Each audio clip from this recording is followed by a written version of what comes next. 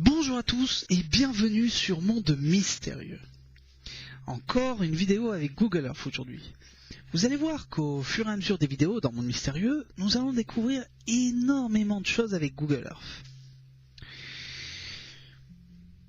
Quand j'ai ouvert ma chaîne Monde Mystérieux, je m'attendais à aborder des thèmes mystérieux, des histoires étranges, inexplicables, des phénomènes inexpliqués. Mais le mystère que vous allez voir aujourd'hui dans cette vidéo, que je vais vous expliquer, que je vais vous démontrer, est l'un des mystères le plus incroyable que j'ai entendu dans ma vie, le plus surprenant, que je trouvais que c'était important, inévitable de vous en parler dans Monde Mystérieux, qui relève un tas de questions, qui d'ailleurs, au moment où je vous parle, une équipe de chercheurs décide de mener une expédition dans les fonds où se trouve le lieu du mystère, et vous allez voir que ce mystère va énormément vous surprendre. Je vais vous emmener sur le lieu et vous allez de suite comprendre pourquoi. Donc ce coup-ci, je vous emmène en Amérique du Sud, donc très concrètement en Argentine, très concrètement pas loin de Buenos Aires. Alors voilà, ici se trouve le lieu du mystère, hein. Je vais me rapprocher un peu plus dans un moment. Et donc si je mets les frontières et légendes, voilà, Buenos Aires donc se trouve ici, voilà, ici, et le mystère se trouve très concrètement à 56 km, un peu plus de 56 km de Buenos Aires. Concrètement, le mystère se trouve dans cette zone, dans la zone que je suis en train de vous montrer avec le curseur. L'histoire commence il y a un peu plus de 6 mois, où un réalisateur, producteur de films, technicien en 3D, argentin, décide de filmer, de tourner un film de terreur dans cette zone, suite à des histoires mystérieuses, des disparitions, des observations d'ovnis, des phénomènes paranormaux qu'il se passe dans cette zone. Cette personne, ce producteur, de nom de Sergio Neuspiller, décide donc avec son équipe d'explorer les lieux. Et en cherchant sur Google Earth, comme on est en train de le faire, a trouvé quelque chose d'étrange. Alors, ce que je suis en train de marquer en rouge sont les lieux où se sont produits des disparitions, des phénomènes inexplicables, des phénomènes paranormaux, des observations d'ovnis, des disparitions de personnes, des maisons hantées, etc., etc. Et donc concrètement, Sergio, en cherchant un peu plus sur Google Earth, comme on était en train de le faire, a trouvé quelque chose d'étrange qui l'a interpellé et dont il a voulu se questionner, se renseigner un peu plus sur ce qu'il a découvert. Concrètement, Sergio a découvert ceci, ce que vous êtes en train de voir à l'écran. Une île, un îlot, très parfaitement arrondi, qui s'appelle, que Sergio l'a dénominé comme l'île œil, l'œil, the eye.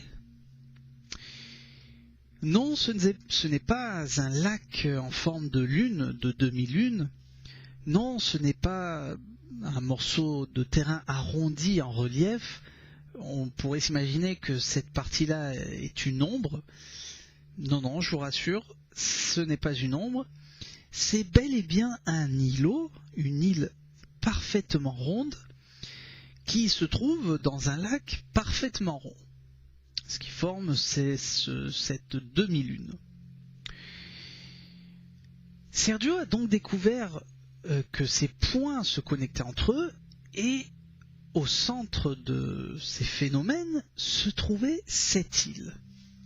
Sergio décide donc, avec sa même équipe de tournage, d'explorer les lieux et d'inspecter un peu plus le lieu et ses histoires.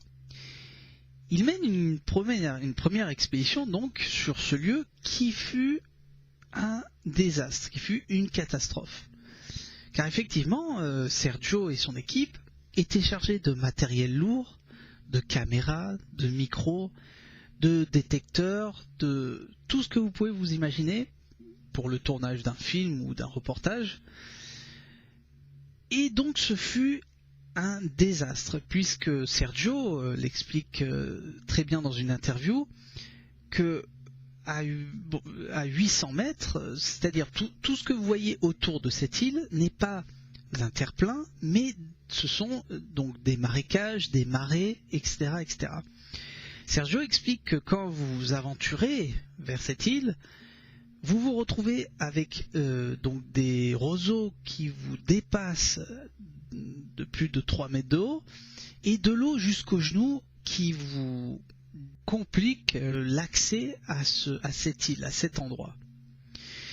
Comme je le disais, la première expédition fut un désastre puisque l'équipe s'est arrêtée à au moins 800 mètres après 8 heures de marche, vous imaginez, à près de 800 mètres de cette île.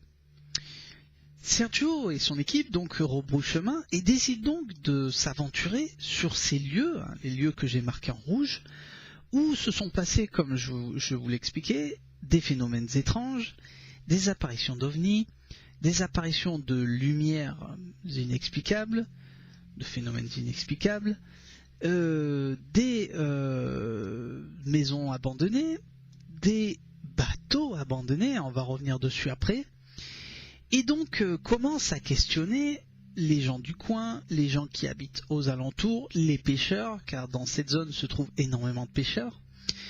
Et il se trouve que Sergio est très vite confronté à ce qu'il n'a jamais pu s'imaginer de sa vie. Dans ces histoires, dans ce que les gens lui racontent, je vais vous raconter 2-3 histoires. Dans tous ces points que vous voyez, il y a certains endroits où se trouvent des maisons qui aujourd'hui sont abandonnées. Des maisons type du style cabane ou des maisons style résidence qui ont été abandonnées d'un jour à l'autre. Pourquoi ? Les habitants de ces lieux, de ces maisons, leur ont arrivé des phénomènes, encore une fois inexplicables, qui, sur le coup de la peur, ont décidé de quitter ces lieux. Une histoire assez incroyable, je ne sais plus dans quelle zone par contre, est qu'un couple avec leur enfant, d'un jour à l'autre, suite à un phénomène qui leur est arrivé, décide de partir de la maison.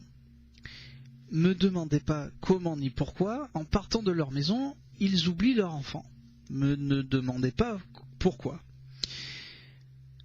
En revenant sur les lieux, l'enfant avait disparu. L'enfant a concrètement disparu. Aujourd'hui, cette maison est abandonnée, donc hantée apparemment, avec des phénomènes qui se passent à l'intérieur. Et le plus incroyable, c'est que cette maison est complètement détruite.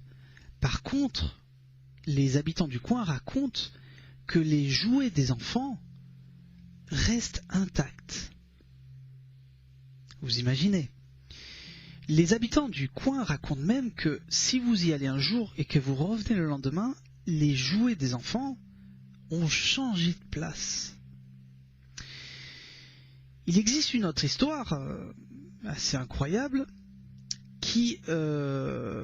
alors avant de vous parler de certains bateaux abandonnés, je vais revenir un peu sur ce que Sergio a mené comme enquête. Donc Sergio, en menant son enquête, décide de demander à un aérodrome qui se trouve près de cette zone à questionner les pilotes si les pilotes connaissaient cette zone, qu'est-ce qu'ils savaient sur cette zone et si ils connaissaient cette île, l'île Œil, je le répète.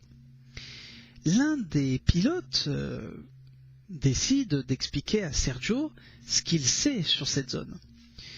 Le plus incroyable, c'est que ce pilote en question explique que cette zone est dangereuse, qu'il est déconseillé, on va dire, de survoler par-dessus cette île, qui apparemment déréglerait les systèmes de navigation et le moteur qui pourrait engendrer des pannes et bien sûr des crashs d'avions. Ce même pilote donc explique que cette zone est très difficile d'accès et très dangereuse. Ce qui est sûr, c'est que Sergio insiste et essaye par tous les moyens d'arriver à cette zone, veut retourner sur cette zone. Le pilote explique bien que cette île, que ce pilote connaissait cette île et qu'avant cette île s'appelait El Tapón. El Tapón, le bouchon. En espagnol, El Tapón, le bouchon. Donc Sergio décide par la suite d'appeler cet îlot, je le répète, cet îlot, The Eye, l'œil. Sergio décide donc de mener une seconde expédition qui, cette fois-ci, sont arrivés à joindre l'île. Après des heures et des heures de marche, très difficile, Sergio explique bien dans une interview que l'endroit, vous ne pouvez pas arriver à cet endroit par un endroit rectiligne, il faut faire des courbes, des allers-retours, c'est assez compliqué d'arriver à cette zone. Le plus curieux, c'est que quand Sergio et son équipe arrivent sur le lieu, sur cette île, Sergio explique que l'eau qui entoure cette île est une eau froide, claire, nette, et que l'îlot en question est comme si c'était quelque chose qui flotte. Alors, le plus curieux dans tout ça, c'est que je vais encore avoir des sceptiques qui vont me dire « Ouais, mais alors, attends, Hervé, il perd la tête, c'est juste une île sur un lac. » Bon, si par exemple, je remonte le temps, vous savez que dans Google Earth, on peut effectuer pas mal de choses. Si je remonte le temps et que je reviens en arrière, alors je me rapproche un peu plus, qu'est-ce qu'on peut constater ? L'île bouge, comme vous pouvez le voir. L'île change de place, tourne. Je reviens encore en arrière, l'île continue à tourner. Je reviens en arrière, l'île tourne encore, etc., etc. Si je vais à la première image satellite de Google Earth, concrètement le 29/07/2003, on voit que l'île est toujours là. Était déjà là, je veux dire. Mais, comme vous pouvez le constater, l'île tourne. C'est incroyable. Pourquoi cette île tourne ? Qu'est-ce qui fait que cette île tourne ? Qu'est-ce qu'il peut se trouver en dessous de cette île ? Est-ce que cette île fait partie des mouvements de rotation de la Terre ? Est-ce que cette île fait partie des mouvements de rotation de l'heure ? On ne sait pas. C'est pour ça que Sergio a décidé de mener son enquête et, comme je le disais au début de la vidéo, une équipe de recherche qui s'est joint à Sergio Nospilier décide, je pense qu'ils ont même fait un crowdfunding, ça me rappelle certaines personnes ici en France, qui donc décident de mener une autre expédition un peu plus poussée avec des systèmes de mesure, une équipe, on va dire, de plongeurs, des compteurs Geiger, pour vous dire quelle ampleur est en train de prendre cette découverte. Ce qui est sûr, c'est qu'à l'heure d'aujourd'hui, nous n'avons aucune explication. Si je continue, vous voyez que cette île tourne. Cette île tourne.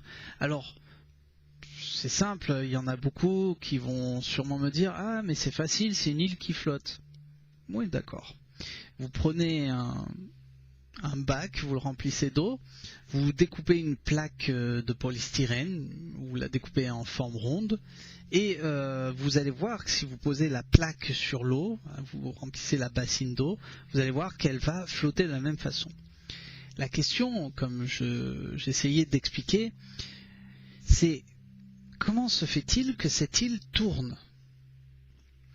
Nous avons effectué ici dans Monde Mystérieux une animation, une brève animation, où l'on peut voir comment cette île tourne, et nous pouvons constater, en effectuant cette opération, que l'île ne fait pas seulement que de tourner, mais a une double rotation et une double translation sur elle-même. Ce qui est assez incroyable, hein, comme vous êtes en train de le voir. Est-ce que cette île a un mécanisme en dessous, dans ses profondeurs? Est-ce que cette île fait partie concrètement d'un système, d'un mécanisme? Est-ce que cette île est une porte, un portail interdimensionnel? À l'heure d'aujourd'hui, je n'ai aucune réponse à vous donner. Ce qui est sûr, c'est que un ufologue assez connu du nom de Scott Waring explique qu'il se trouverait une base, concrètement une base d'OVNI, d'engins, sous cette île. Les habitants du coin, de cette zone, entre autres les pêcheurs, expliquent également que, alors je reviens à l'année 2016, hein, pardon, les habitants du coin donc expliquent que cette zone pourrait alors soit être, alors je quitte, voilà, soit être un endroit, on va dire, de portail interdimensionnel, ou un endroit d'une forte, on va dire, où se croisent les lignes Ley, où existe un point énergétique de haute fréquence, un point énergétique très élevé, on va dire. On ne sait pas. Je n'ai absolument aucune explication. En tout cas, encore une fois, cette île est là. Qu'est-ce que ça serait? Pour moi, c'est un mystère incroyable. Je ne trouve même pas les explications pour vous dire qu'est-ce que ça peut être. En tout cas, voilà, ce que notre Terre nous réserve comme mystère, c'est assez incroyable. Alors, avant de vous laisser, donc comme je vous le disais, Sergio Neuspilier décide donc de mener une expédition un peu plus poussée. Et quand Sergio a commencé à chercher les lieux où se trouvaient donc toutes ces histoires inexpliquées, il a découvert ceci, ce que je vais vous montrer maintenant. Un bateau abandonné. Alors vous allez me dire, bon ben c'est un bateau, voilà quoi, il est abandonné, d'accord. Sergio explique, bon vous voyez que cette rivière se connecte par exemple, donc tourne, se connecte sur, alors je vais me reculer un peu, voilà, se connecte sur cette rivière qui est un peu plus grande, qui elle-même, si je la suis, qui elle-même se connecte sur cette plus grande rivière. Bon, jusqu'à là vous allez me dire, bon, bah, ce bateau est arrivé par la rivière. Logique. Ce qui est sûr, c'est que Sergio explique très bien dans une autre interview qu'à cet endroit, ils sont arrivés en petite barque et qu'il n'y avait même pas 1 mètre d'eau. Comment est-ce possible que cette barque est arrivée là? Qui a amené cette barque, pardon, ce bateau? Qui a amené ce bateau? Encore une fois, on n'a aucune explication pour vous dire que l'endroit est un endroit mystérieux. Donc si je remonte le temps et que je retourne un peu en arrière, donc là par exemple je suis en 2015, hein, vous voyez que le bateau est présent. Là par exemple je suis en 2014, hein, le 27/11/2014. Vous voyez que le bateau est déjà présent. Et alors là je vais par exemple en 2010, ce bateau était déjà là. Si je vais en 2006, le bateau était déjà là avec d'autres, je ne sais pas si c'est une plateforme, je ne sais pas trop ce que c'est. Et le plus curieux, c'est que quand vous allez en 2005, pof, le bateau n'était pas là. Parce que je reviens en arrière. Donc je ne peux pas dire que le bateau n'était plus là, il n'était pas là. Voilà. Là on est le 4/03/2005, le bateau n'était pas là. Si je vais en 2006, paf, le bateau est là. Je n'ai aucune explication, comme je vous le disais, à vous donner pour le moment sur ces phénomènes, sur ces apparitions ou disparitions. Ce qui est sûr, c'est que la zone est très riche en observations d'OVNI. Voilà, je pense que ça va en surprendre beaucoup de cet endroit. Alors, encore une fois, hein, je vais, avant de vous laisser, je vais juste faire une petite mesure. Voilà, si je mets, bon, on reste en mètres. Si je mesure cette île, donc cette île, elle fait concrètement, hein, si je mesure voilà, le milieu de l'île, en partant du milieu, voilà, elle est à 116 mètres, presque 120 mètres. Voilà, 120 mètres de diamètre, ce qui est assez incroyable, assez énorme. Voilà, si par exemple je mesure juste l'île, voilà, elle est à 102 mètres.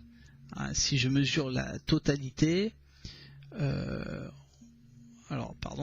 si je mesure la totalité, voilà, on est à 124 mètres, voilà, en longueur. Voilà, c'est quand même assez incroyable. Je sais que beaucoup d'entre vous me diront: ah, mais c'est juste une île, il n'y a pas de question à se poser, c'est une île, un îlot qui flotte. Oui, bon, d'accord. Alors, si quand je remonte le temps, hein, pour les sceptiques, bon, vous voyez concrètement que l'île change de place. Vous le voyez à l'écran, hein, tel que je suis en train de vous le montrer. Là, on est en 2015. Voilà, l'île bouge, elle tourne. Si elle tourne, comme je vous l'ai expliqué tout à l'heure, si je remonte en 2003, elle y était déjà. Combien d'années ça fait que cette île tourne? Si cette île tourne, elle aurait dû se consommer, entre guillemets, elle aurait dû devenir plus petite à force du frottement, mais non, cette île est bien là, elle tourne, et elle ne s'abîme pas, elle est parfaitement ronde. C'est assez incroyable, j'ai jamais vu ça. C'est incroyable ce que notre terre regorge de mystères, de lieux inexplicables, inexpliqués, de phénomènes incroyables. Et c'est ce qui nous donne l'envie de vous dévoiler tous ces mystères dans le monde mystérieux. En tout cas, voilà, le mystère est là. Si vous êtes intéressé de découvrir la page officielle de ces chercheurs, de ce réalisateur producteur de Sergio Nospilière, vous allez sur www.elojoproject.com. elojoproject.com. De toute façon, je le mettrai dans les explications en dessous de la vidéo. Je mettrai le lien où vous pourrez cliquer dessus et voir directement le site. Voilà, je crois que pour le moment, je vous ai tout dit concernant l'île Œil. J'espère que Sergio et son équipe vont nous dévoiler un peu plus de choses par la suite dans les mois à venir, un peu plus, on va dire, d'explications à ce mystère. et à cette île, l'œil qui est là depuis des années et des années et des années, et dont nous n'avons jamais remarqué cette île, ce phénomène. Voilà, je vous remercie. Le mystère nous amène à chaque fois de plus en plus loin, et je vous invite à rester nombreux sur Monde Mystérieux pour découvrir toutes ces choses qui ont une explication et dont nous, dans Monde Mystérieux, on s'engage à vous les donner. En tout cas, merci à tous, merci de rester nombreux dans Monde Mystérieux, et comme je dis toujours, je vous attends de plus en plus nombreux et toujours fidèles à Monde Mystérieux. À bientôt pour de prochaines vidéos dans Monde Mystérieux. À bientôt.